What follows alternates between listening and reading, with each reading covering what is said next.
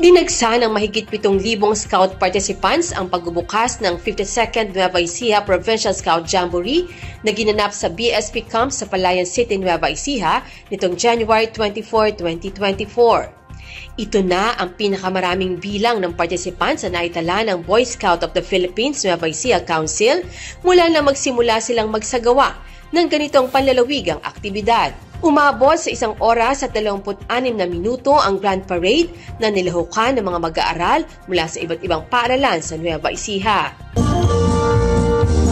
May Balugtog National ang kanilang PSDS. Ang formal na pagbubukas ng 52nd Nueva Ecija Provincial Scout Jamboree na may temang naglalakbay sa landas ng bukas, karunungang scouting na panghabang buhay ay idineklara ni Vice Governor Emmanuel Antonio Umali na siya ring tumatayong BSP Nueva Ecija Council Chairman. As Chairman of Nueva Ecija Council, I now declare the 52nd Panlalawigan Jamboree is now duly open. Yay! Happy 52nd Provincial Jamboree! Happy fireworks! Yay! Sinundan ito agad ng fireworks display na tumagal ng 7 minuto.